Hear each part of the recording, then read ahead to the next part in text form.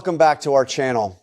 I tell you what, there is absolutely nothing quite like the bone-deep chill of a prison visitation room to set the stage for a dramatic showdown.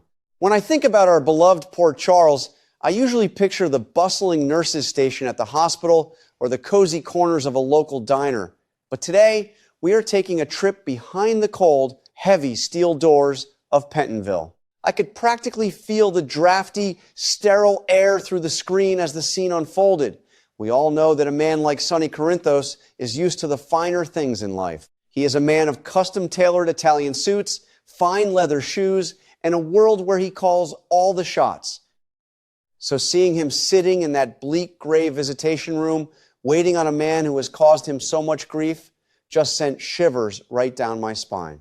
You could cut the tension in that room with a butter knife, and I was sitting on the very edge of my seat waiting to see who would blink first.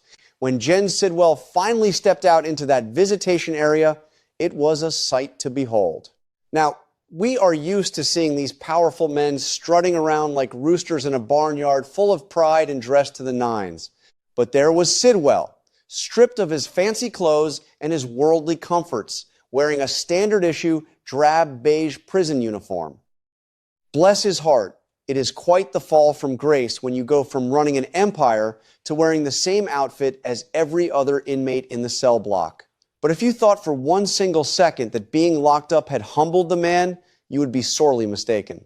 He walked into that room with a smugness that just made my blood boil. He looked right at our mob boss and casually mentioned that it was only a matter of time before this little reunion took place. He knew Sonny would come knocking, and that kind of quiet confidence from a man behind bars is a dangerous, dangerous thing. Of course, our Sonny is not one to let anyone else have the upper hand, especially not a man who has been a thorn in his side. Sonny looked him up and down and coolly pointed out that the beige uniform was absolutely not doing him any favors. I had to chuckle to myself, ladies, because even in the middle of a high-stakes standoff, Sonny always knows exactly how to throw a little shade and remind the other fellow who is currently breathing free air. It was a classic display of bravado, the kind of tough talk we have come to expect and secretly love from him. But underneath that sharp remark about the prison wardrobe, there was a heavy, churning undercurrent of danger.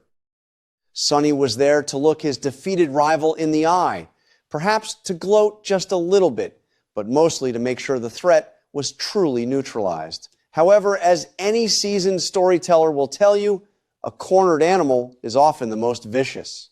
Sidwell might be wearing unflattering beige and living on a prison schedule, but his mind is still working overtime. He is not just sitting in that cell twiddling his thumbs, he is actively plotting a massive retaliation against Sonny.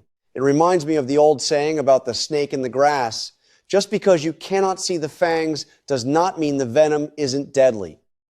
Sidwell is brewing up a storm of pure madness, and he is using the one weapon that prison walls cannot confiscate: information.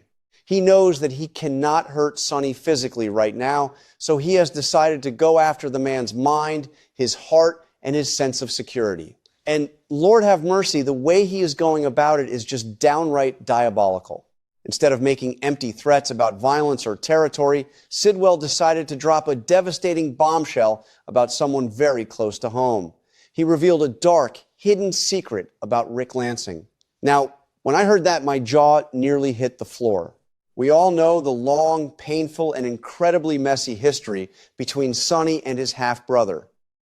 Their relationship has always been like a pendulum, swinging wildly between fierce family loyalty and bitter, heartbreaking betrayal.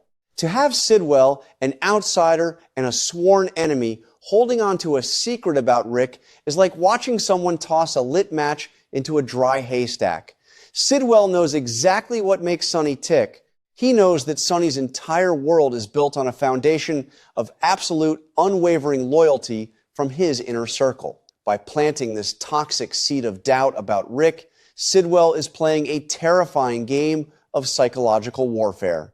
Let us take a moment to really think about Rick Lansing's current position in Sonny's life. Recently, Rick has been stepping up, acting as Sonny's trusted lawyer and trying to play the role of the devoted brother. Sonny, who has been through so much turmoil and loss, has been desperately wanting to believe in family. He has been leaning on Rick, defending him, and bringing him closer into the fold. It is a beautiful thought, wanting to trust your own flesh and blood, but in the mafia world, blind trust is a luxury nobody can afford. Sidwell's revelation threatens to completely unravel all that fragile goodwill. The secret he spilled is designed to make Sonny question every single document Rick has handled, every piece of advice he has given, and every smile they have shared over a glass of whiskey. What makes this situation even more heartbreaking is that Jason Morgan has been sounding the alarm about Rick for quite some time now. Jason, bless him, has instincts sharper than a tack. He has never fully trusted Rick, and he has made his suspicions known to Sonny. But Sonny, stubborn as a mule when he wants to be, stood his ground and defended his brother. Now, as Sidwell's venomous words sink in, Sonny has to face the agonizing possibility that Jason was right all along. Imagine the heavy burden settling on Sonny's shoulders, realizing that he might have let the fox right into the henhouse despite the warnings from his most loyal friend. It is a bitter pill to swallow, and it is going to cause a massive rift in how Sonny views the people standing right beside him. The paranoia that is about to grip Sonny is going to be a terrible thing to witness. When a man like him starts doubting his own shadow, nobody is safe. We have seen it before, ladies. When Sonny feels betrayed by those he loves, he shuts down, he lashes out, and he pushes away the very people who are trying to help him. This new obsession with Rick's secret is going to consume him. He will be analyzing every look, every phone call, and every late arrival. It is a sickness of the mind, and Sidwell planted the germ with a sinister smile on his face. The sheer madness of this situation is that Sidwell does not even have to lift a finger to destroy Sonny's peace. He just has to sit back in his beige uniform and watch the Corinthos family tear itself apart from the inside out. This psychological torment could not come at a worse time for our leading men. As we know, Sonny and Jason have been quietly trying to figure out a way to leave the criminal underworld behind. They want to protect their loved ones, find some peace, and start a new chapter. Jason wants to be a good father to Danny and focus on what truly matters. But how on earth can Sonny walk away from his empire when he feels like his own house is crumbling? You cannot turn your back on your enemies when you are not even sure if your own brother is holding a knife behind it. This paranoia is going to chain Sonny to the mob life tighter than ever before. He will feel the need to stay, to investigate, and to assert his dominance just to prove he is not being made a fool of. It is a tragedy, really, seeing a man try to walk toward the light only to be dragged back into the darkness by family secrets. And let us not forget the other moving pieces on this very complicated chessboard. While Sonny is sitting in that prison dealing with Sidwell's mind games, there is a fierce bidding war going on for Sidwell's remaining assets. Sonny, Valentine, Cassadine, and Drew Kane are all circling like hungry hawks, trying to scoop up the pieces of Sidwell's broken empire. Sonny needs to be sharp, focused, and ruthless to win this corporate battle. But how can he concentrate on outmaneuvering Valentine and Drew when his mind is racing with thoughts of Rick's potential betrayal? Sidwell's timing is absolutely impeccable. By throwing Sonny off balance emotionally, he is jeopardizing Sonny's business interests on the outside. It is a masterclass in manipulation. And I must admit, as much as I despise the man's actions, I have to marvel at his cunning strategy. Furthermore, we have to consider what Rick is actually up to these days. While he is supposed to be focusing on being a stellar lawyer for his brother, Rick is becoming increasingly distracted by his own green-eyed monster. He is consumed with toxic jealousy over seeing Elizabeth Baldwin getting closer to Dante Falconeri. When a man is distracted by jealousy and possessiveness, he makes foolish mistakes. He leaves a trail. He gets sloppy. It is highly likely that Rick's obsession with Elizabeth led him to do something reckless, something that a man like Sidwell easily caught wind of. Rick's emotional instability makes him a prime target for blackmail, and now his personal mess is spilling over and staining Sonny's world. It is like watching a slow-motion train wreck. You know it is going to be disastrous but you just cannot look away. I also cannot help but worry about what is coming down the road for the other residents of Port Charles. We know that Curtis Ashford is heading off to start his time at Pentonville soon, and word on the street is that he is going to end up as Sidwell's roommate. Just think about that for a moment. Sidwell is already proving how dangerous he is by manipulating Sonny from behind bars.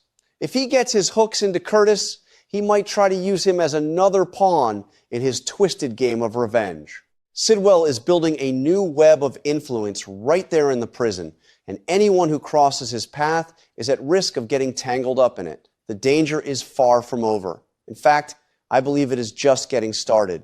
As I sit here reflecting on all this tangled drama, my heart just aches for the lack of peace in these characters' lives. We all know what it is like to deal with family drama, though thankfully, not usually on this grand of a scale.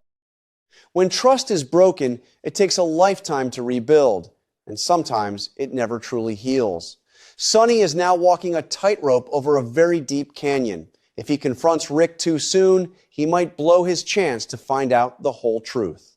If he waits too long, the paranoia might eat him alive. He is going to have to rely on his own gut, and maybe, just maybe, he will finally have to admit to Jason that he should have listened from the very beginning. I am eagerly waiting to see how Sonny handles this unbearable pressure.